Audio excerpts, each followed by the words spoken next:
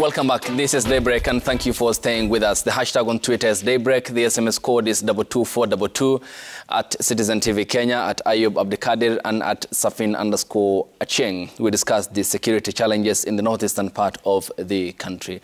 And we are now joined by Chris Otieno, who is a security analyst and a commentator on the same. Chris, thank you. Good morning, and thank you for finding time. Mohamed Ado, next to him, is the lawmaker representing Wajir South constituency, which borders Somalia.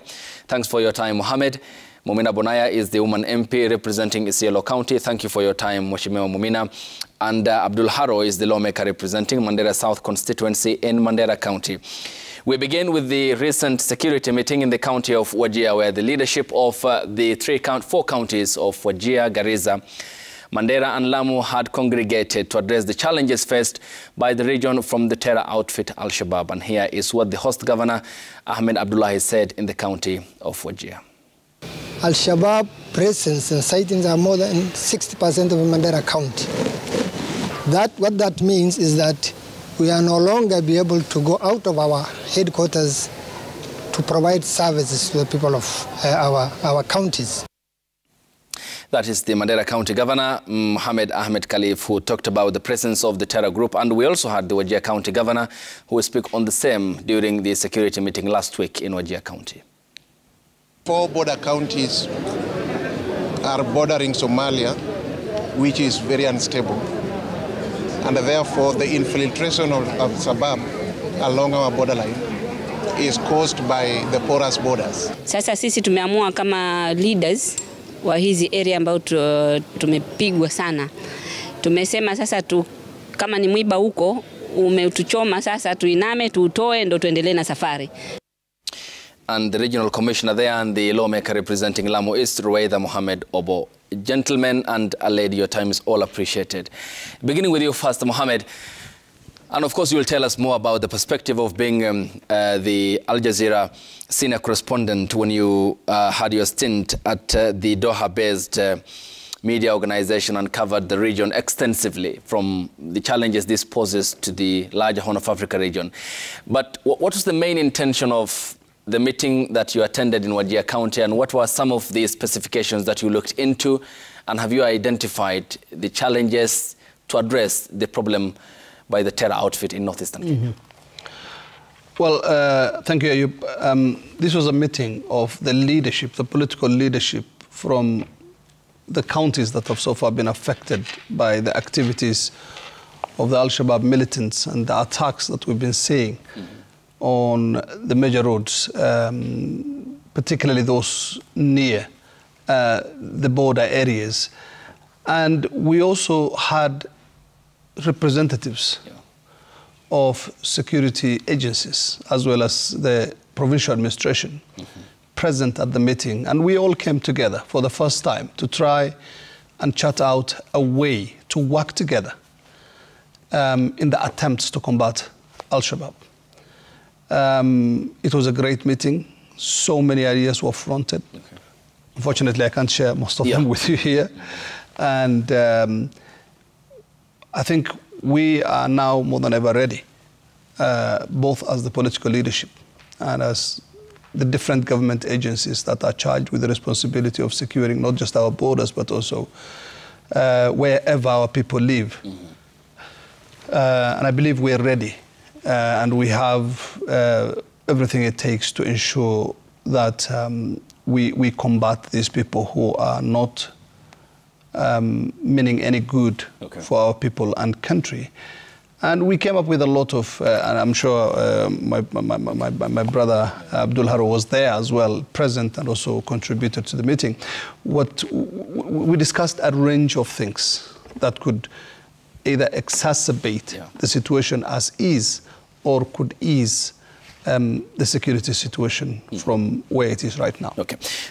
And Honorable Abdul, coming to you, you are also in the company of the Defense Cabinet Secretary during a recent tour of sub-counties in Wajir County, and largely speaking to the insecurity challenge posed by the militant group Al-Shabaab. What's the account of the leadership, and is there a predictable local solution to this problem? Yeah, thank you very much. Yeah, we visited a number of border towns in Wajir County, which have recently suffered the attacks. And we talked to the citizens in those border towns, and we discussed with them on the nitty-gritties of exactly why we are having the rise of these, the rise in these attacks now. What are some of the immediate consequences our people are suffering, and what we need to do as leadership together with the citizens and the security agencies in order to deal with this menace. One thing that came very clearly from all those discussions is the fact that for the first time in the history of this country, there is a deliberate attempt by the government to initiate some major development projects in that region, including the Northern Highway Road, which has actually been funded fully by the World Bank and partly by the government of Kenya. And it is when we are seeing this deliberate attempt by a government in power to develop this region, which has been neglected for the last 50 years or so by successive regimes, is when we are seeing, you know, a sudden spike in these attacks. And we said, well, we are a people who suffered before. You know, we've seen our teachers run away. We've seen our health personnel run away. Now we are seeing the opening up of the region, the dream to the opening up of the region in terms of, you know, the major road linking Isiolo, Garissa, and Mandera, and the rest of Kenya. Then these spikes come up. And we said, well, we have to stand up and defend, because this is now about our livelihood as a people from that region. And we said, it's time now we stood up to defend our livelihood by making sure if there is any lacuna in the communication or relationship between the security agencies and the people on the ground, the citizens and also the leadership, then we have to bridge that gap as Kenyans and make sure we speak on the same voice, we speak on the same, we're all on the same page, and the citizens, they really spoke. They know what the problem is, and as leadership, we also know what the problem is. So in the past, there's been a disconnect between what we hold as leaders and what the citizens hold and what the government holds. If you know what the problem is and the public knows what the problem is, then what are the solutions? The solutions are many. The solutions are many. Of course, some of them I cannot share here for obvious reasons. But one major solution is, you know, there is need for better and improved relationship between the communities and the security agencies. You know, in the past, we have seen a situation where the victims who suffer Al-Shabaab attack are also victimized twice by the security agencies. You know, you come into a village, you beat up everybody, you know, by branding everybody in that village Al-Shabaab. These are victims who've been harassed by this terror group. But then the security agencies come. So we emphasized on the fact that there has to be, we can no longer afford a disconnect between the relationship between our security agencies and our people. And the people. Yes. Because those who also carry out the attacks are amongst the people. They certainly never germinated from the ground or parachuted from the sky. They are people within a people. And we'll talk about the significance of community intelligence gathering and then sharing the same with the relevant authorities. I'll come to you, Chris. Honorable Mumina, talk to me about then the importance of members of the community and the part they play in aiding the security agencies identify and take an action against either sympathizers or those who carry out these attacks in northeastern Kenya. Thank you so much, Ayub. First of all, I would like to acknowledge the fact that as much as we are looking at this matter as, you know, a new challenge, it's not new. It's something that has been there, and I'm surprised that we are now revisiting it like, you know, all of a sudden we are facing Al-Shabaab, you know, resurgence now. It's been there, and we needed to maintain our fight on the same all through. But it looks like at some point we've, you know, loosened the, you know, the grip on it. So coming back to what you've mentioned about the, you know, collaboration that is needed from the community. Yeah. For me, that is a very key element that we must embrace, that we must make use of, without state also terrorizing the community. Because if you need community to provide intelligence and information, then you must work, you know, well with them. The reason why Al-Shabaab is doing good on their business is because they've got collaborators within the community. we can, convert the same collaborators to be state collaborators to provide information. So it all depends on how we work with the people, how we relate with them.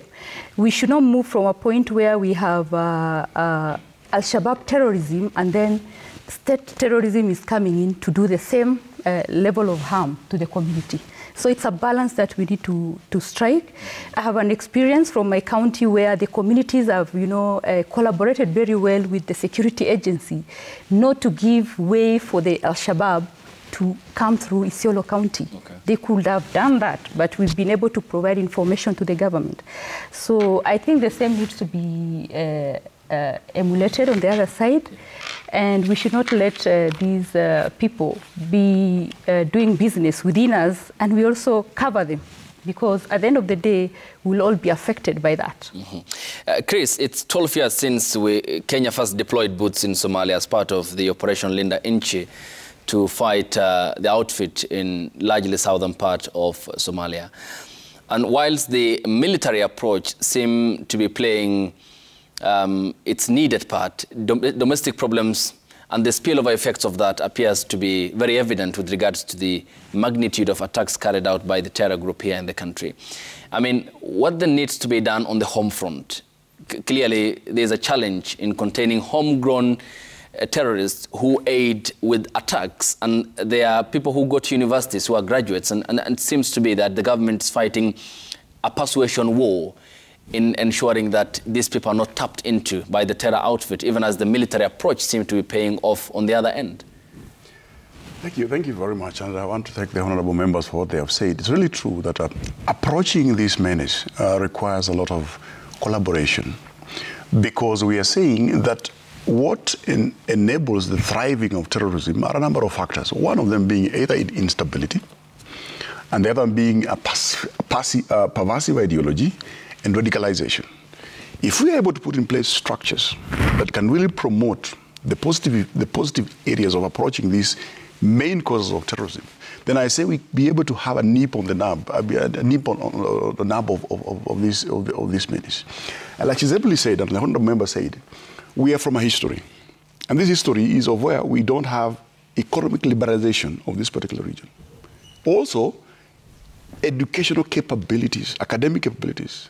We are seeing that we've come from really far, where this region has remained for a very long time neglected. Okay.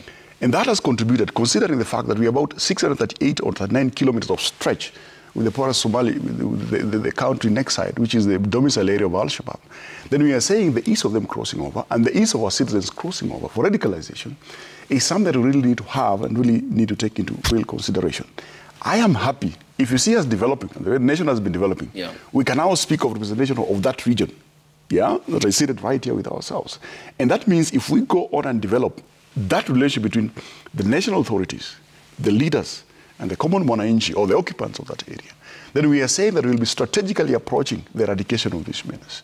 But if we don't do these structures, of course, we have some structures in place, but if we don't follow them to the root, then we are saying the problem might continue to persist with us. And the history of the area, the Shifta Wars, the Galabura, the Walaga, Wagala, all right? We're saying all these is there in the history of our nation. Okay. Things that really need to approach in the right way. Mohammed, then, I mean, when we talk about information here is critical. When we talk about the passing over of the same for synthesization by the authorities, it clearly also exhibits fear on one end, because the local community or members of the community often fear the authorities, because the fear is that if they pass on this information to the authorities, they fear reprisals from the other end.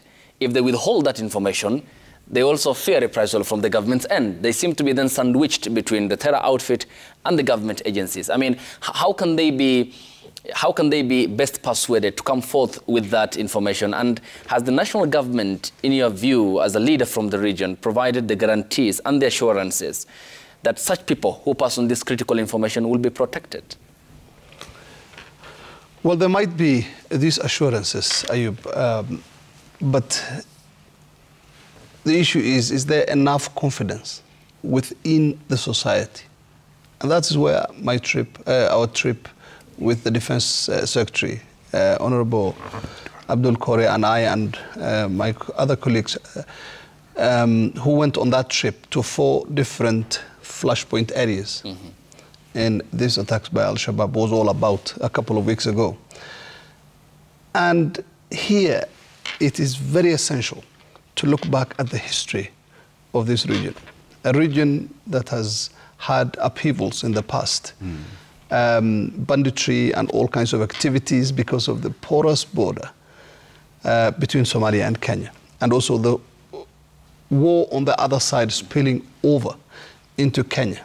And even before that, we had the clamor for secession and the aftermath of it, which resulted every time there was a security incident to collective punishment of the community that lives there.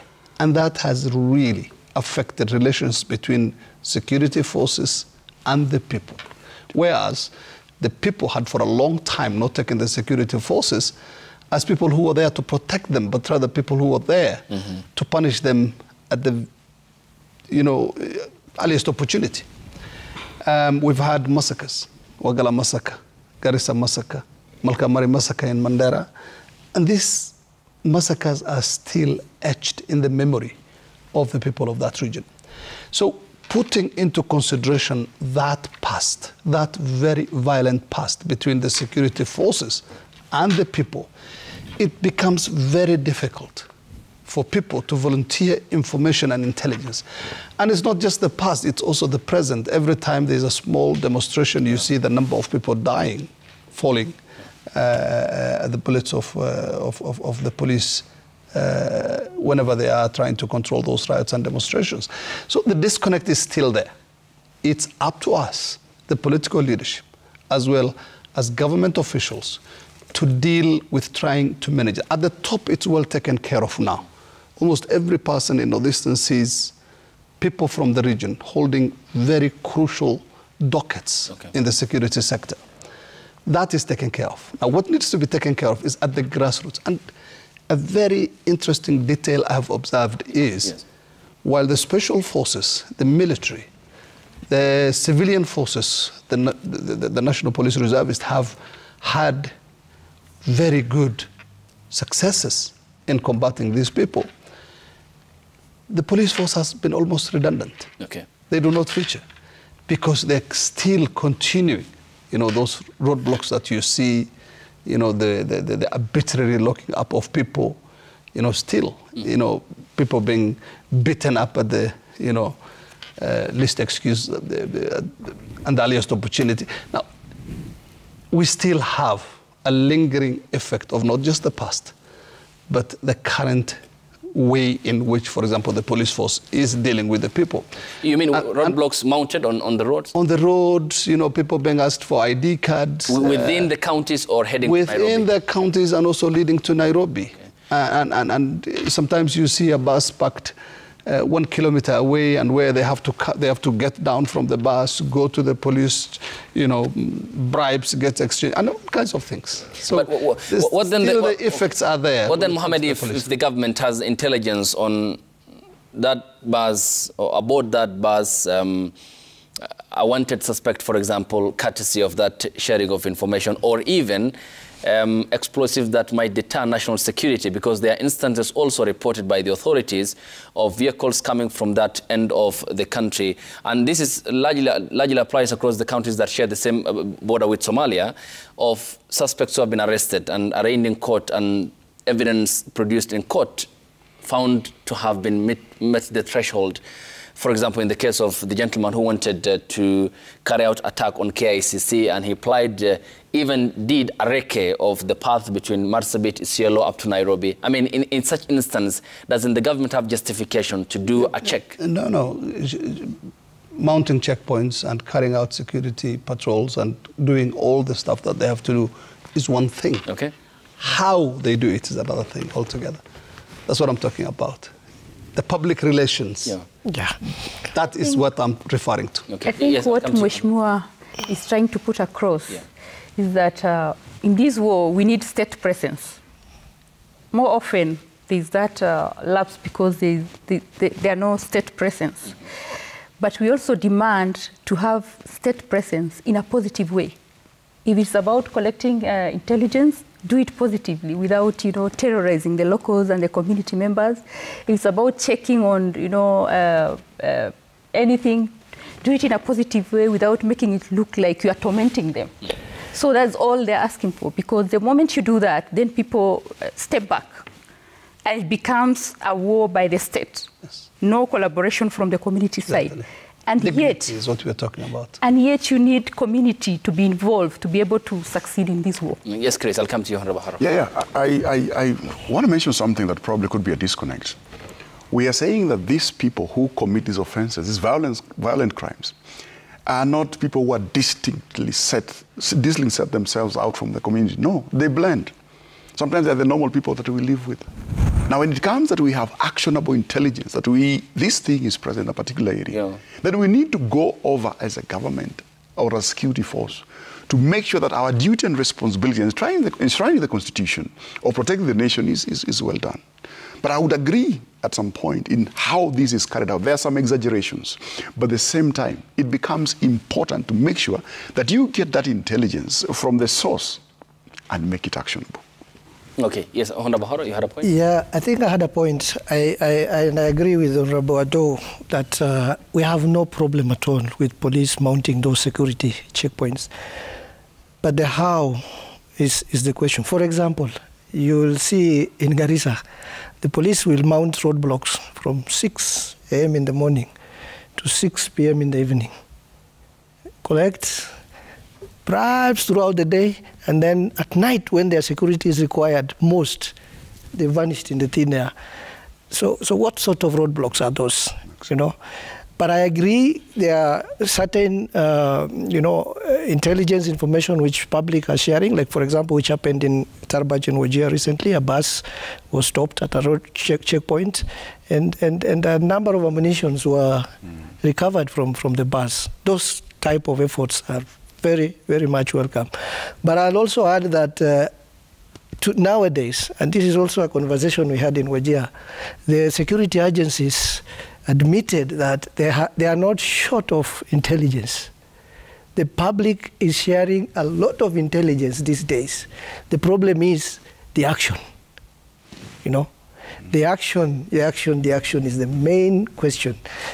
People will tell you, we have seen a number of people, in a certain village, they've slaughtered a goat, they've been there for 2-3 days, and nothing happens until an incident happens, So this is what we're saying about. So the intelligence, local intelligence gathering is very key, and that builds onto the relationship that we are talking about between all these stakeholders in the region. But the government needs to invest more funding in local intelligence gathering. Okay. Mohammed, given that what we are witnessing at the moment, according to a recent study by ISS Africa on the 12th of July this month, and in the past 3 weeks, over 30 security officers have been killed by IEDs in more than 10 attacks across northeastern Kenya's Garissa and Lamu counties, Wajir and Mandera. The violent extremist group, the Al-Shabaab, is believed to have behind the scenes and attacks that have occurred over the past several years. We'll talk about the African Union mission in Somalia and the expected drawdown of the forces. But what then is leading to the exacerbation and increase in this number of attacks, to be specific? Because, as I have mentioned earlier, that these are people who come, they gel within the community, and because you look at the border, and the dynamism here is that the people in these counties and on the other end in Somalia share the same language, culture, even food they eat in terms of the dress code, people of the same religion. I mean, how difficult is it for the identification, and how easy are they finding to gel within the community, plan and carry out attack against security officials here in Kenya? Mm-hmm. Well, it's not quite difficult to cross the very long and porous border between Somalia and Kenya. And we also know that Al-Shabaab has been on the receiving end when it comes to the security operations that have been mounted by the Somali National Army, as well as our forces who are stationed in Somalia as part of the African Union mission there. What we have to bear in mind is that this is not something that has happened overnight. There have been so many Kenyans who've been radicalized from different parts of the country who had gone into Somalia to fight and alongside Al-Shabaab bolster their ranks. A great deal of them have been coming back over time. And these are the people who are waging. And of course, there are elements, local elements, who are helping them navigate the terrain where they don't know. These IEDs and all these attacks that you've been seeing, mainly against security forces, is a way of Al-Shabaab and the leadership in Somalia to tell Kenya that we can fight you at home as well. We have the capability to hit back at you where it hurts most. Can it be reversed? Yes, it can be reversed. All we need are concerted efforts from both the state and the public to ensure that we roll back these people and they stop these attacks. When we get back from the break, honorable members, we'll proceed with the discussion and talk about also the amnesty which the national government accorded to returnees from Somalia, Chris and the honorable members, in 2015 under then Interior Cabinet Secretary, the late Joseph Nkaiseri, and how that has paid off, especially across the coastal belt in northern part of the country. The war which now is morphing to be a war of ideology, the presence of sleeper cells and the security agencies that are upping their games, what we have learned so far since the Dusit D2 attack in 2019 and more. The hashtag on Twitter is Daybreak. The SMS code is 22422 at Citizen TV Kenya, at Ayub Abdikadir and at Safin_Cheng. And the discussion continues after the break here on Daybreak. Stay tuned.